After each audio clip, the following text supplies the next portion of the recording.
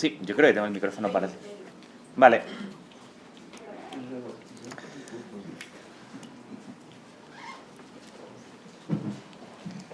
Ahí.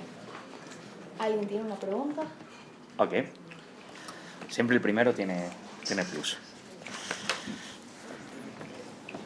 Y si no, tú también nos puedes hacer alguna y terminamos el coloquio. Sí, sí. Anuncia que vino después. Buenas noches, mi nombre es David Icán, soy estudiante de la Católica y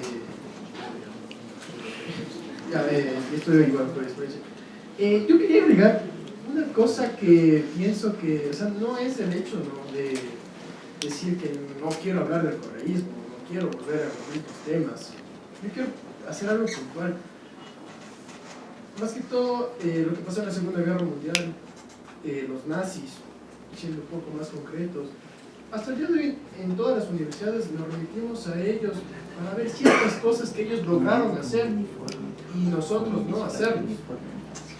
Por ejemplo, en el correísmo hubo cosas que no, o sea, que pasaron más que todo.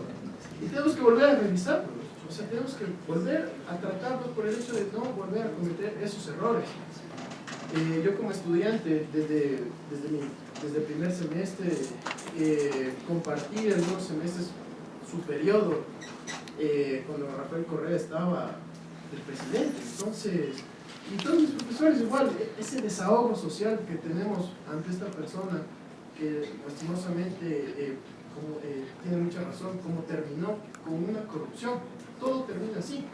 Y me parece un buen punto tratar de eso.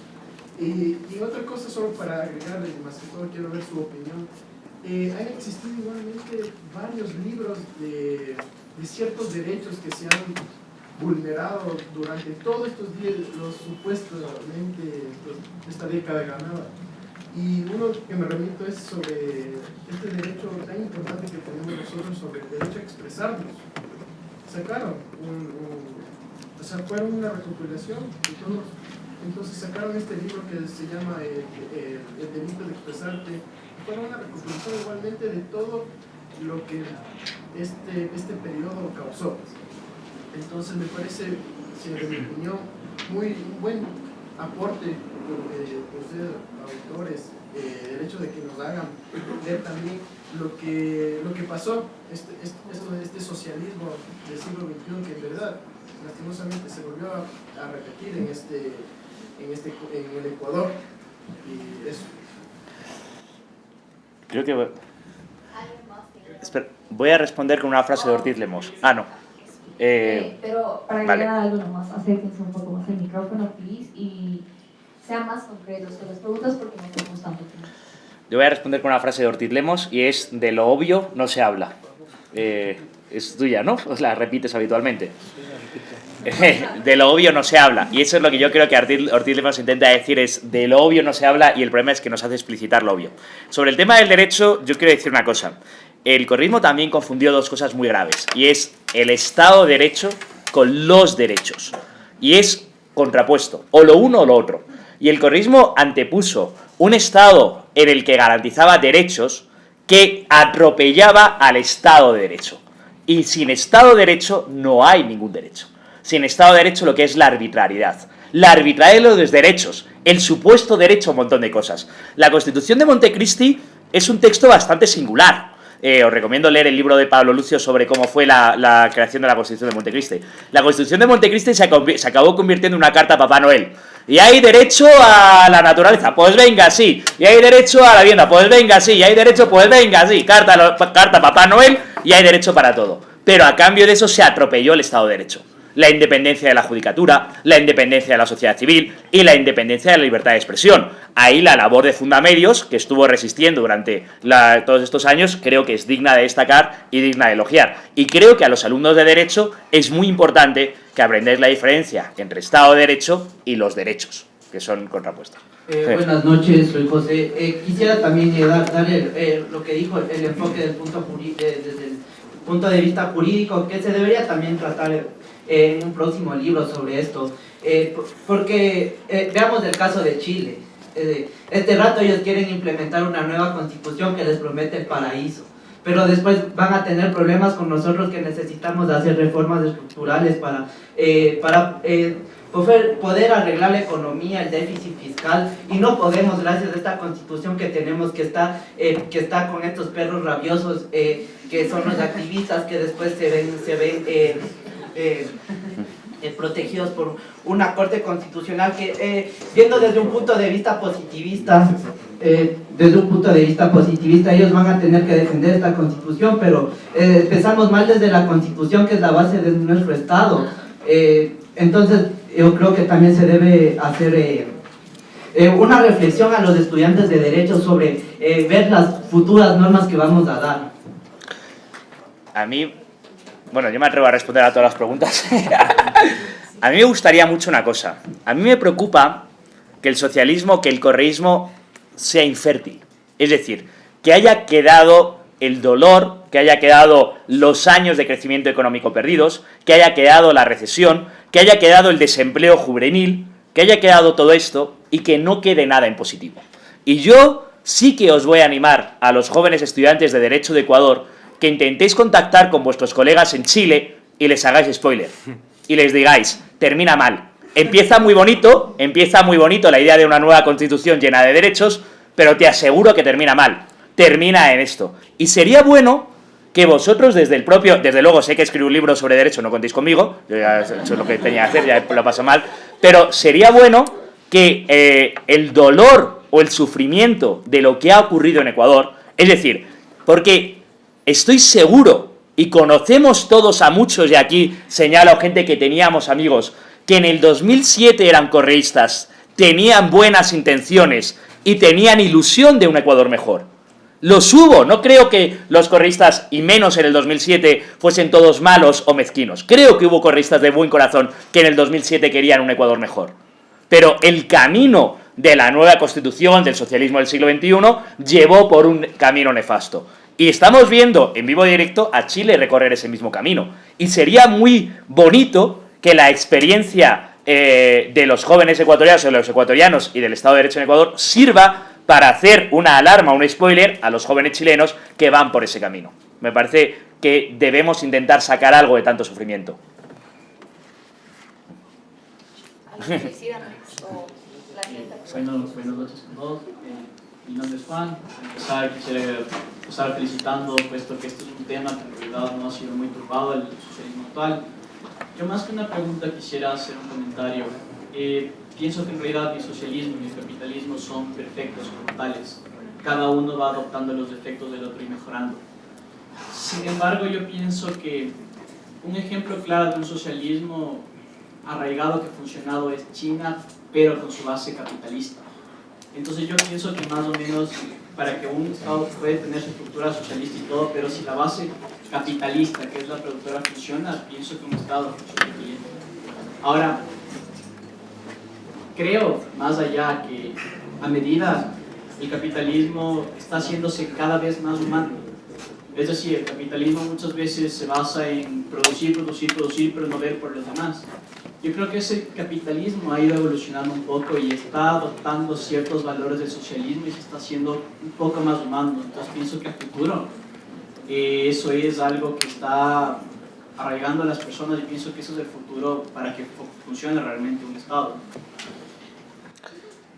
Ordiz, ¿quieres responder tú o me dejas usted todo? ¿Quieres responderla ahorita o Sí, seguimos abriendo? yo quiero responder, sí. Pero ahorita o ahora más preguntas. Sí, A ver. una más y después.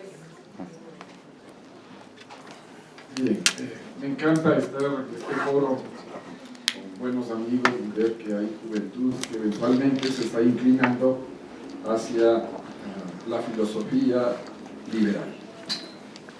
Esto es muy bueno porque penosamente el Ecuador fue víctima desde hace muchísimos años, en mi época en los años 70 y 80, la formación universitaria estaba profundizada en el entorno del marxismo, la lucha de clases, esa doctrina, incluso la filosofía, la base filosófica del materialismo histórico y dialéctico, en lo cual los profesores de la época eran muy celosos.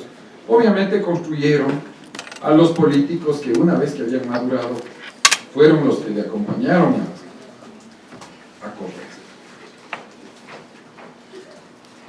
ocurrido entonces lo siguiente: estamos necesitando con fuerza que nuestra juventud se profundice seriamente en la filosofía política liberal.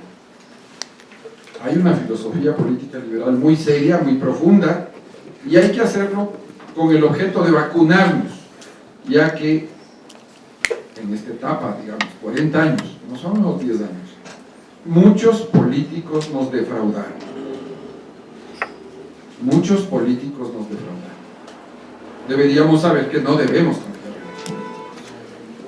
En todo caso, vivimos una democracia no muy liberal, que digamos, y necesitamos un liderazgo de esos políticos. Y la única forma de hacerlo es cambiar, como lo estamos haciendo aquí esta noche, ¿no es cierto?, el ambiente de discusión y la forma de enfrentar el tema social. De manera que les felicito, colegas. Tú sabes, mi querido Luis, yo soy profesor en otra universidad privada, muy pequeñita, donde estos temas no se hablan, porque estamos en otros temas, no tenemos mayormente ni derecho ni economía, y al no tener derecho y economía, sino otro tipo de ciencias, no hay mucho espacio como para hablar de estos temas. A ver, sobre el tema de China, o sea, China es un país grandote de 1.400 millones de habitantes, entonces no se puede hablar de China como una especie de unidad. Y tuvo muchas etapas su revolución, ¿no? La etapa después de la Segunda Guerra Mundial, donde empieza Mao Zedong como el líder y caudillo. Él tiene a su vez dos etapas. La primera es el llamado gran salto hacia adelante, ¿no? Que los académicos más conservadores, los que le dan menos sangre a Mao Zedong, dicen que solamente murieron 20 millones de personas del gran salto hacia adelante, y los otros académicos más independientes plantean que se puede llegar hasta 60 millones de personas que mató Mao Zedong. Entonces esa es la efectividad del comunismo aplicado. Mao Zedong era más papista que el Papa, se peleó con los soviéticos porque los soviéticos ya dejaron de ser lo suficientemente marxistas para él. Entonces, como Mao Zedong ya, usamos esta palabra, ya se rayó, le sacaron del poder a Mao Zedong, pusieron en su lugar a otros representantes. Entonces Mao Zedong inicia una cosa que se llama, en Occidente le llamamos la revolución cultural, que fue adoctrinar dentro del ámbito de la sociedad civil, no dentro del ámbito del Estado. Esto es lo más importante, el genio de Mao Zedong. A la esposa de Mao Zedong le ponen de ministra de Cultura, pensando que no va a pasar nada. Y entonces el tipo aplica estas ideas gramscianas, ¿no?, de tomarse el ámbito cultural, y se genera la revolución cultural china, que son hordas de muchachos de colegio y de universidad que masacraban a sus profesores y obligaron a volver a instaurar en el poder a Mao Zedong y a sus títeres, la banda de los cuatro. Eso fue el comunismo en China. Cuando Mao Zedong tiene el buen gusto de morirse en 1976, coge la posta Deng Xiaoping. Y Deng Xiaoping escribe el mejor meme de gatos de la historia. Dice: no importa qué color tenga el gato siempre y cuando case ratones. ¿Qué quiere decir Deng Xiaoping? Dice: a ver, China es un país enorme, vamos a hacer ciertas regiones en China que van a tener economías de mercado abierto, que son las zonas especiales. Pero además de eso, hay algo perverso que tiene China, lo que no suele hablarse con el milagro chino, y es la mano de obra esclava. Si tú tienes 2 millones de obreros dispuestos a trabajar 16 horas, 20 horas diarias, lo cual va en contra totalmente de la cosa que protestan el 1 de mayo sobre el Día del Trabajo. Es increíble que el 1 de mayo, los que salgan a celebrar el 1 de mayo a las 8 horas diarias sean los seguidores de Mao Zedong. Los seguidores trabajan 20 horas al día. Ya, ese es el éxito, digamos, como el éxito económico chino, una combinación entre un totalitarismo con aperturas comerciales brutales. A mí me da un poco de chiste porque a inicios del siglo XXI la moda de los progres era decir no TLC, no ALBA, y todos decían el Tratado de Libre Comercio está mal. Esa era la moda de los progres. Y ahora el que está liderando eso de no TLCs y no Tratados de Libre Comercio es Donald Trump. Entonces cuando Dios cierra una puerta, deja abierta una ventana para los amigos progres. Ya, ese es el modelo chino, es bastante más complejo, habría que escribir sobre eso en el futuro. Con respecto al tema del ámbito universitario, las universidades siguen tomadas por el marxismo y por las ideologías. Déjame decírselo así. En varias universidades públicas los concursos de mérito de oposición son así: 40% los méritos académicos y 60% una clase demostrativa. Entonces, ¿qué pasa? Que yo tengo un montón de conocidos y de amigos, son PhDs, tienen libros, publicaciones académicas indexadas y no tienen trabajo. Y en esas plazas están otras personas que en la clase demostrativa parece que se han parado de cabeza porque les ganaron a PhD y a un montón de gente. Eso es una cosa que pasa en Latinoamérica de una manera muy fuerte. Entonces las universidades no es que en el pasado estaban ideologizadas, están ideologizadas. Universidades públicas y privadas y católicas. Pero eso es algo que está pasando y que pasa, ¿no? No creo que la solución sea enseñarles a los estudiantes de ideología liberal, porque no se trata de contrastar una doctrina con otra doctrina. Lo que necesitamos los estudiantes aprender son datos objetivos, que es precisamente lo que no hacen tradiciones intelectuales como la Escuela de Frankfurt, que nos meten sus ideas, sus opiniones, sus sermones morales y ni un solo dato. Lo que necesitamos son datos de información objetiva, y ahí con esos datos de esa información verá qué hace el señor estudiante. Eso sería. Bueno, yo no, a lo de China voy a responder muy rápidamente, tan solo diciendo, yo soy liberal y a mí me gustan la democracia y los derechos humanos. Son dos cosas que aprecio, vivir en democracia y en derechos humanos. Y en China ni hay democracia ni hay derechos humanos. Por lo tanto, no me parece modelo. En segundo lugar, cuando se dice que el capitalismo más humano. El capitalismo es humano por definición. El capitalismo no lo hace el capital ni las máquinas. El capitalismo es seres humanos siendo humanos. El capitalismo es la señora María que está vendiendo cigarrillos en la puerta y que vende cigarrillos por un motivo y solo por uno, porque quiere tu dinero. Es una asquerosa empresaria capitalista buscando el lucro privado. Y eso lo hace la señora María en pequeña escala y lo hace el gran empresario en gran escala. Y eso es lo que permite que yo tenga ropa, tenga celular, tenga libros y tengamos micrófono. Eso es el capitalismo. No es nada, y el cigarrillo, que nos gusta, no es nada excepcional ni rarísimo. Sobre la juventud, me están saliendo canas y ya me estoy acostumbrado a ya no ser joven. Y dices, los políticos defraudan. Sí, los políticos defraudan. Y es una lección que cada generación, por desgracia, tiene que aprender con el propio sufrimiento. Y es muy normal que los jóvenes que están aquí confíen en algún nuevo político que les llene de ilusiones, y es lo más probable, no, con total seguridad, ese político o política que les llene de ilusiones también les defraudará. Y es parte de crecer. Los políticos defraudan, te salen canas, te pones gordo y tu novia te deja. Pasa, la vida es así. Son cosas que os van a pasar en la vida. Asúmelo. Me gustaría que al menos no estéis dispuestos a cometer grandes imbecilidades por esos políticos. Al menos los de a día de hoy no estáis dispuestos a tomar un fusil para creer en ninguna idea ni en ningún político. La guerrilla de los 80 ya pasó. Espero que al menos no estéis dispuestos a quemar el metro de Quito, que bastante nos ha conseguido tener metro de Quito como para que os pongáis a quemar el metro de Quito como los de Chile, pero al menos esperemos que por ningún político ni por ninguna idea estéis dispuestos a quemar nada, al menos. Y estoy dispuesto que al menos no sacrifiquéis vuestra vida por ninguna ideología, que al menos vuestro coste de la defraudación de los nuevos políticos sea menor que el de los anteriores. Y eso creo que el liberalismo sí que lo da, porque el liberalismo establece una cierta distancia cínica con respecto a la capacidad de la política de cambiar la realidad. No creo ni que todos los políticos sean iguales, ni que no haya que intervenir en política, pero sí creo que una cierta distancia cínica es una muy buena recomendación para los jóvenes que están en la sala. Hola, soy Jimena Nieto, estudiante de la Católica Secu, cuando existe también lo Entonces, bueno, mi pregunta va porque hoy vi, por ejemplo, una noticia del señor Bernie Sanders. Afirmaba que su socialismo no era el de Venezuela ni el de Cuba, sino el de los países nórdicos. Y creo que ese se va convirtiendo en el nuevo cliché de los ambientes progres, y que, bueno, ustedes que nos puedan ir aclarando esto, y felicitaciones por el esfuerzo y por el volver sobre esos temas espinosos. Espinosa.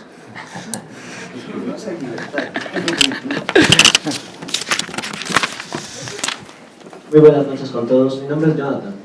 El otro día estaba conversando con un amigo. Mi amigo es bastante progresista, tiene tendencias socialistas bastante fuertes.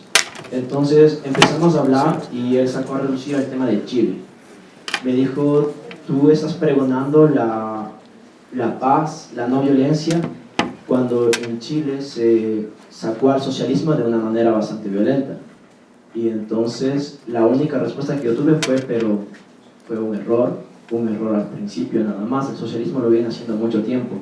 Siento que mi respuesta no fue bien estructurada ni bastante elaborada. Entonces quisiera saber ustedes qué opinan al respecto de esto, porque yo no tuve un buen argumento para refutar. Les agradezco mucho. Hablo yo, A ver, ¿Quieren responder? Sí, sí. a ver, empezando por Bernie Sanders. Bernie Sanders es un señor que vivía del cheque del welfare en Estados Unidos antes de tener un trabajo en la política. O sea, comía con estampillas de comida. Y que no ha logrado pasar una sola ley en todos los 30 años que ha sido miembro de la función legislativa norteamericana. Entonces Bernie Sanders no tengo muy claro exactamente cómo la va a hacer para mejorar la economía norteamericana desde esa perspectiva. Desde otro punto de vista, eso de que no es el verdadero socialismo, aquellos ejemplos escandalosos de socialismo que han fracasado, me parece una salida demasiado común, ¿no? No me parece que fue complejo su respuesta sobre eso. Hay mucha literatura sobre lo que pasa en los países nórdicos, hay mucha literatura. Y en ninguna manera la situación en la que están los mercados en los países nórdicos se puede considerar un socialismo. Hay mucho aperturismo comercial. Lo que pasa en los países nórdicos es que los impuestos funcionan. Aquí tenemos impuestos suecos en el Ecuador y servicios africanos. Lo que pasa en los países nórdicos es que tienes impuestos que funcionan. Pero eso también pasa en Estados Unidos, ¿no? O sea, tienes cheque de welfare, tienes cupones de comida, tienes educación pública. No necesariamente, yo no soy libertario, no soy como seguidor de Gloria Álvarez, nada. A veces el Estado funciona. Cuando el Estado funciona, funciona. O sea, a veces se puede socializar. ¿Cómo se llama? El correo en Estados Unidos es excelente. Y es un elemento del Estado. Entonces, si funciona, que se quede. El problema es que el Estado tiende a no funcionar. Y eso es algo que se puede medir a través de la historia. Con respecto al caso de Chile, lo que yo te diría es que efectivamente fue un error. O sea, uno no puede ir por ahí bombardeando la moneda, ¿no? Lo que hizo Pinochet fue un crimen. Fue un crimen de lesa humanidad. No menos crimen de lo que hizo Fidel Castro. Lo único que yo sí podría decir es que deberíamos abandonar el doble estándar. Pinochet era un criminal, Videla era un criminal, pero por ejemplo, Videla y la junta delictiva que estuvo en Argentina estuvo desde 1976 hasta 1981. O sea, se quedaron 5 años y se largaron. Pinochet se quedó más tiempo, estuvo, me parece, desde el 73 hasta el 89, se quedó más tiempo, pero se largó eventualmente. Entonces, eran criminales que duraron poco. ¿Por qué duraron poco? Esa es una buena pregunta que me gustaría contarte. Porque los autoritarismos duran poco. Hay una diferencia entre el totalitarismo entre el autoritarismo y el totalitarismo. Pinochet y Videla eran autoritarismos, ¿no? Pinochet y Videla eran autoritarismos. ¿Qué es un autoritarismo? Es que el chapa viene y te da con el tolete si no le haces caso. Entonces, si vos no le hacías caso a Videla, te desaparecían. Si vos no le hacías caso a Pinochet, te torturaban. Y por eso dura poco. Se mata, se tortura, se atenta contra los derechos humanos, por eso eventualmente se cae. ¿Qué es el totalitarismo? El totalitarismo es un sistema en el cual tú eres el chapa. Tú eres el que estás tan convencido del gran hermano, estás tan convencido del amado líder que tú te constituyes en el sistema total. Ya no se necesita un sistema de propaganda, se necesita simplemente un sistema doctrinario, donde toda la sociedad civil está completamente permeado. Y ese es el arte que tienen los componentes de la izquierda. Pol Pot, Corea del Norte, la Unión Soviética, China, hay mucha literatura sobre eso, ¿no? Puedes leer Cuba, puedes leer de Reinaldo Arenas, un libro que se llama Antes de que anochezca, cómo en Cuba se metían en campos de concentración los homosexuales. Puedes leer en la Unión Soviética a Solzhenitsyn, puedes leer en Europa del Este a Milan Kundera, el checoslovaco. Hay un montón de autores que te dicen qué pasa desde adentro del totalitarismo. El totalitarismo se queda 30, 50, 60 años como en Cuba. Esa es la diferencia, que no tienes chance de pelear porque estás totalmente sumergido en la doctrina. Sí, yo quiero añadir 2 cosas. Primera, siguiendo lo que dice Andrés de distinguir el totalitarismo, yo, Jonathan, lo primero que te digo es conserva ese amigo. Conserva un amigo que no piense como tú. Porque uno de los problemas graves que tiene el socialismo del siglo XXI y que intentó introducir en Ecuador es esa división de la sociedad total. Buenos, malos, pelucones proletarios, correístas, anticorreístas. Y ese es el totalitarismo. Ahí es donde está el totalitarismo. Es importante tener amigos que piensen distinto de ti. Es importante conservar ese amigo y seguir teniendo esta conversación, que seguro te enriquece a ti y con el tiempo tenemos esperanza y todavía sois jóvenes, le enriquecerás a él y será liberal, no te preocupes. 30 años. Pero no creamos que todos tienen... Entonces, lo primero es eso. Lo segundo, esto es el mito constante.